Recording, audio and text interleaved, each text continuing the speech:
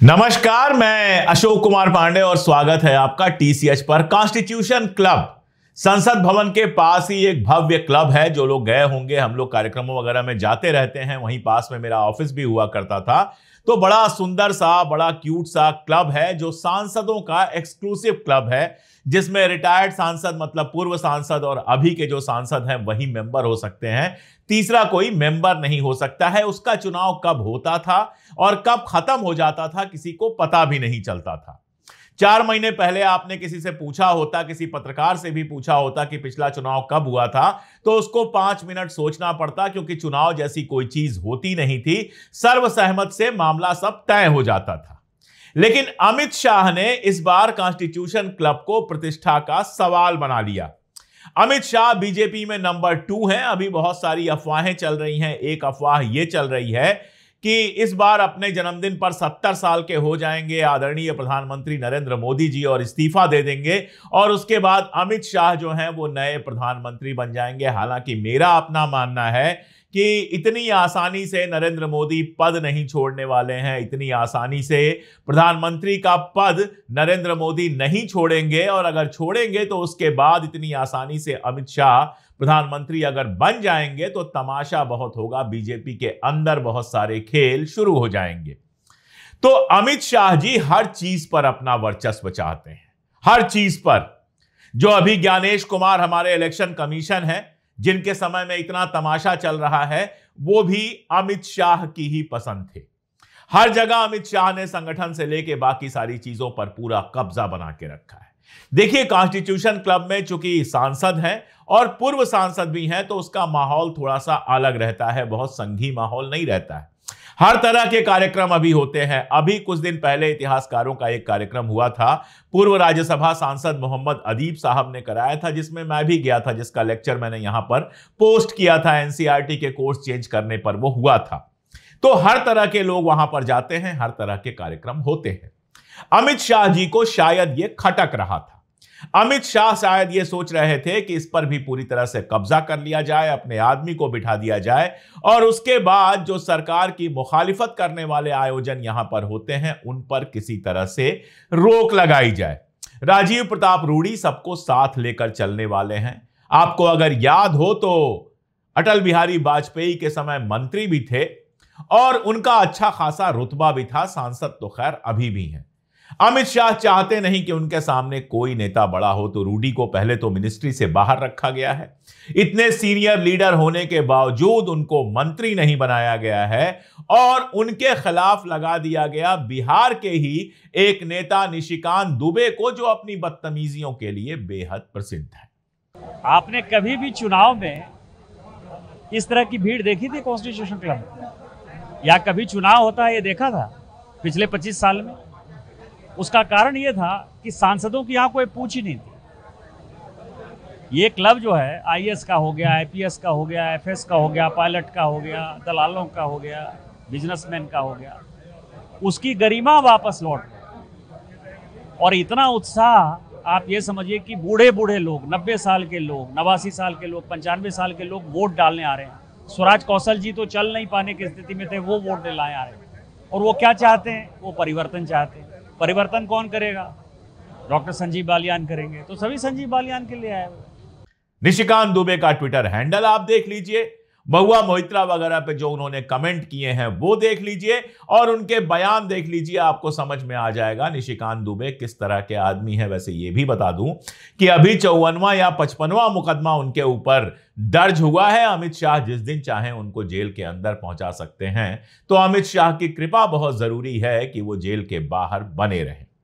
Constitution club के चुनाव को अमित शाह ने अपना स्टेटस का मामला बना लिया, अपनी प्रतिष्ठा का मामला बना लिया, और वहां पर खड़ा कराया चुनाव में संजीव बालियान को। मुजफ्फरपुर दंगों में संजीव बालियान अपने तरीके से प्रसिद्ध हुए थे। उसके बाद चौधरी अजित सिंह को हराकर एमपी बने थे, और अपने जिस तरह के बयानों के लिए बालियान साहब फेमस हैं वो बताने की जरूरत नहीं है। उन बालियान साहब को अमित शाह ने अपना रिप्रेजेंटेटिव बनाकर चुनाव लड़ाया। अमित शाह उनके पीछे थे। अब मजेदार यह है, दोनों भारतीय जनता पार्टी के थे। एक तरफ राजीव प्रताप रूडी थे। रूडी के बारे में आप लोग जानते हैं, कमर्शियल पायलट हैं। अभी भी इंडिगो में कभी कभी जहाज उड़ाते हैं, सुखोई वगैरह भी उड़ा चुके हैं।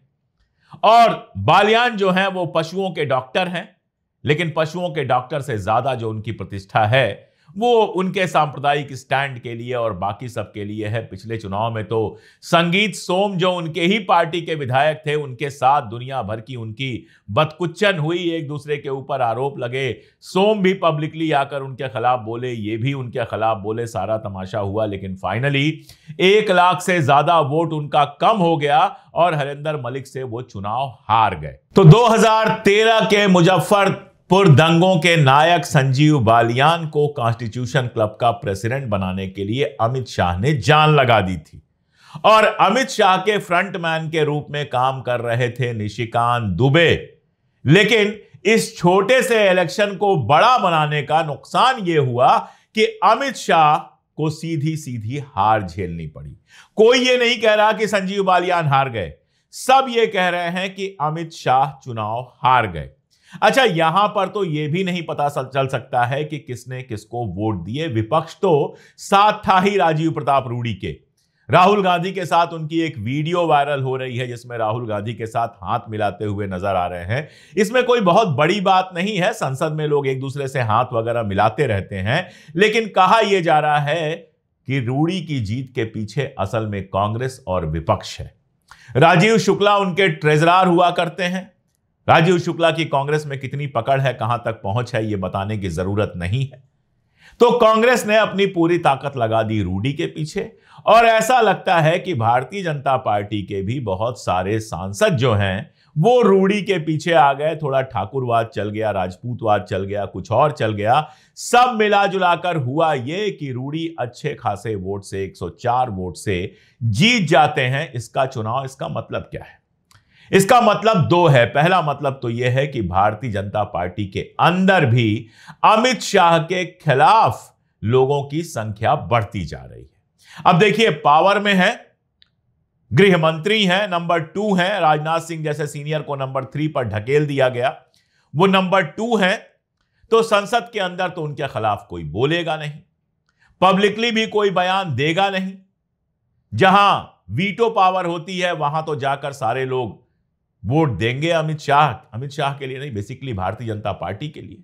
लेकिन जहां मौका मिला वहां अमित शाह को औकात दिखा दी भारतीय जनता पार्टी के एमपीज ने भी। इसको जरा जोड़ लीजिए। एक और बात मैं आपको यहां पर अगर कहूंगा तो आपको आश्चर्य होगा। संजीव बालियान के खिलाफ अगर कोई नेता सबसे मुखर था अंदर अंदर तो वो थे योगी आदित्यनाथ, यानी उत्तर प्रदेश के मुख्यमंत्री। अब भारतीय जनता पार्टी के अंदर जो सबसे बड़ा इस समय विवाद है वो 2 है।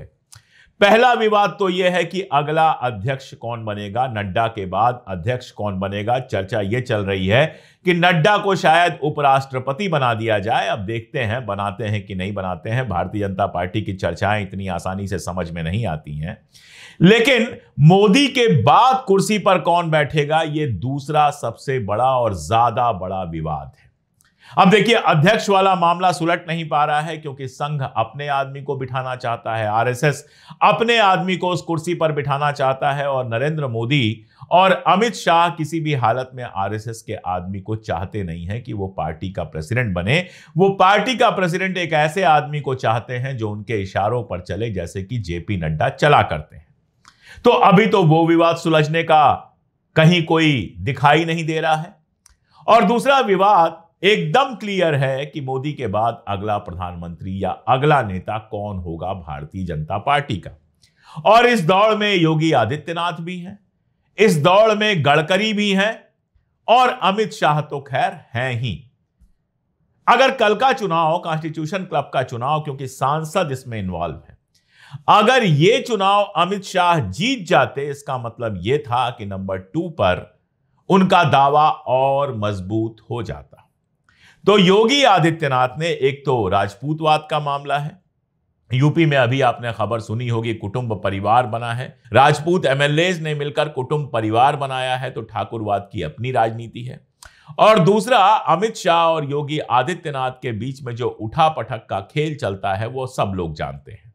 उत्तर प्रदेश चुनाव में जिस तरह से भारतीय जनता पार्टी लोकसभा में हारी है, वो भी अमित शाह की हार की तरह ही देखा गया, क्योंकि टिकट बंटवारे में अमित शाह ने योगी आदित्यनाथ की नहीं चलने दी। और इसीलिए जब अमित शाह के उम्मीदवार हार गए तो योगी आदित्यनाथ ने कहा जो था वो पब्लिकली नहीं कहा था, ऐसा कहा जाता है कि कहा था कि ये सब अमित शाह का किया कराया है, तो हार के लिए अमित शाह जिम्मेदार है।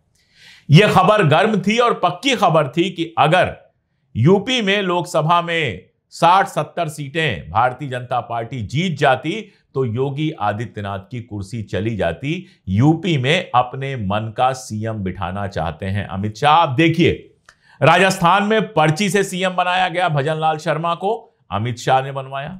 मोहन यादव को शिवराज सिंह चौहान जैसे लीडर को हटाया गया और मोहन यादव को सीएम बनाया गया मध्य प्रदेश में पर्ची से। हर जगह पर्ची से मुख्यमंत्री बनाए गए। महाराष्ट्र में जो बने हुए हैं मुख्यमंत्री आप जानते ही हैं, वो अमित शाह के करीबी हैं। तो केवल एक यूपी ऐसा स्टेट है जहां अमित शाह की नहीं चली और अमित शाह के नहीं चाहते हुए भी योगी आदित्यनाथ कुर्सी पर बैठे, जो खुद को अगले प्रधानमंत्री का दावेदार मानते हैं। तो यह भारतीय जनता पार्टी के भीतर की लड़ाई है जिसमें अमित शाह की बुरी तरह से हार हुई है। राजीव प्रताप रूडी ने जो कहा है जीतने के बाद, उसको एक बार सुन लीजिए। और ये मेरे पैनल की जीत है और मैं आभार व्यक्त करना चाहूँगा कि सभी पार्टियों के नेताओं ने इसमें भागीदारी ली। इसमें पार्टी का कहीं कोई स्वरूप उभर के नहीं आया और मैं समझता हूँ कि जिस प्रकार से चुनाव के परिणाम, तो ये एक ऐसे दल की राजनीति से हट करके सभी दलों के, और मेरे पैनल में तो कांग्रेस के भी लोग थे, समाजवादी पार्टी के भी सदस्य थे, टीएमसी के भी सदस्य थे, निर्दलीय भी थे, तो मैं समझता हूँ भाजपा के भी थे, कांग्रेस के भी थे, टीडीपी के भी थे। तो मोटे तौर से सभी राजनीतिक पार्टियों का एक समूह था, एक मित्रों का, और इन सब की मेहनत से ये बड़ी कामयाबी मिली है। तो मैं आभार व्यक्त करना चाहूँगा उन सभी को। लेकिन सबसे बड़ी उपलब्धि ये रही है कि मुझे लगता है कि मेरे सांसद मित्रों ने और मेरी टीम को और मुझे पिछले 2 दशक के प्रयासों पर और जो कामयाबी है उस पर फिर से एक बार मोहर लगाया है। ये सबसे बड़ी बात है। वो साफ साफ कह रहे हैं कि मेरी जो जीत है, मेरा जो पैनल है, उसमें BJP, Congress, Sapa, TMC, TDP, निर्दलीय सभी मेंबर्स थे। यानी रूडी भले भारतीय जनता पार्टी में हो, लेकिन कॉन्स्टिट्यूशन क्लब का जो चुनाव था वो बीजेपी बनाम रूडी हो गया था, अमित शाह बनाम रूडी हो गया था। अमित शाह वाली भाजपा बनाम पुरानी वाली भाजपा, अटल बिहारी वाजपेयी वाली भाजपा हो गया था। और उसमें अमित शाह वाली भाजपा की हार साफ साफ बताती है कि एक बार नरेंद्र मोदी की कुर्सी हिली जो हिलती हुई नजर आ रही है। चाहे वो वोट चोरी का मामला हो, चाहे अमेरिका के साथ संबंध खराब होने का मामला हो, चाहे बाकी सारे मामले हो, वो जो एक जोश था, वो जो एक चमक थी मोदी जी की, वो लगातार धुंधली पड़ती जा रही है। आम लोग ये सवाल पूछ रहे हैं कि क्या पिछला चुनाव वोट चोरी से जीता गया था? अभी खबर आई है कि जा रहे हैं मोदी जी अमेरिका ट्रंप को मनाने के लिए, और यही वजह है कि गोदी मीडिया में ट्रंप के खिलाफ जो एक अभियान शुरू हुआ था वो अचानक खामोश हो गया है। सबको कहा है भाई ट्रंप को कुछ मत बोलो, अभी जाकर उसको मनाना है। तो मोदी जी की कुर्सी डगमगाती हुई नजर आ रही है। अगर 2029 से पहले ही नरेंद्र मोदी कुर्सी से उतर जाएं या उतार दिए जाएं तो इस पर बहुत आश्चर्य मत कीजिएगा। इसीलिए बीजेपी के अंदर अब यह मारामारी शुरू हो गई है कि उनके बाद किसका नंबर। और कॉन्स्टिट्यूशन क्लब की जो लड़ाई थी, जो चुनाव की लड़ाई थी, वो इसी रूप में सामने आई। अमित शाह ने सामने भी किया तो किसको किया? निशिकांत दुबे को। निशिकांत दुबे जिनको कोई पसंद नहीं करता है। बीजेपी के अंदर 90% लोग निशिकांत दुबे को पसंद नहीं करते हैं। बाकी पार्टियों की तो बात छोड़ ही दीजिए। हम लोगों को लगता है नेता आपस में लड़ते हैं। अभी आप लोगों को याद होगा कुछ दिन पहले कंगना रनावत का एक वीडियो, एक इंटरव्यू वायरल हुआ था जिसमें वो कह रही थी कि मुझे लगता था सारे नेता आपस में लड़ते हैं, लेकिन ये सारी लड़ाई संसद के अंदर होती है। जो ही हॉल से बाहर निकलते हैं सब मिलकर ठहाका लगाते हैं, दोस्तियां करते हैं। तो नेता चाहे दूसरी पार्टियों में हो, लेकिन आपसी रिश्ते उनके होते हैं।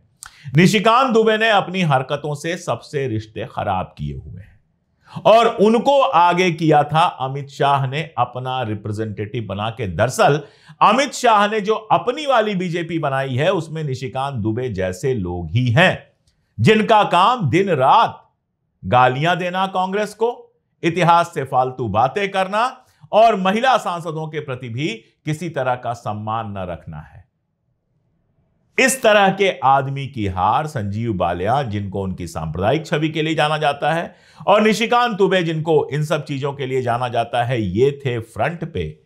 तो इस तरह की जो हार हुई है, ये अमित शाह वाली बीजेपी की हार हुई है, और ये हार शुरुआत है, ये पहली हार है सत्ता में आने के बाद अमित शाह की। वरना बीसीसीआई में अपने बेटे को बिठा लिया, मुख्यमंत्री की कुर्सी पर पर्चियों से अपने लोगों को बिठा लिया, हर जगह अपने लोगों को भर लिया। पहली बार कॉन्स्टिट्यूशन क्लब के चुनाव में अमित शाह हारे हैं, और ऐसा लगता है कि अब ये उनके हार की शुरुआत है, अपने उरूज पर पहुंच चुके हैं। वोट चोरी का मामला जितनी तेजी से बढ़ता जा रहा है, जिस तरह से जनता के बीच में यह इंप्रेशन लगातार मजबूत हो रहा है कि बीजेपी वोट चोरी से चुनाव जीतती है, इसका असर नरेंद्र मोदी पर भी आना है और उनके चाणक्य कहे जाने वाले अमित शाह पर भी आना है। तो चाणक्य अपनी पहली हार देखकर क्या सोच रहे होंगे, ये आप भी जानते हैं। योगी आदित्यनाथ मंद मंद मुस्कुरा रहे होंगे अपनी इस जीत पर, और आगे ये नए खेल शुरू करने वाली है। मेरा मानना है कि आने वाले 4-6 महीने भाजपा की राजनीति के लिए बहुत इंपॉर्टेंट होंगे। उसके अंदर आपको बहुत सारी उठापटक देखने को मिलेगी। देखते रहिए, जैसे जैसे जो होगा वो अपडेट तो हम लोग करेंगे ही। आज के लिए इतना ही, बहुत शुक्रिया।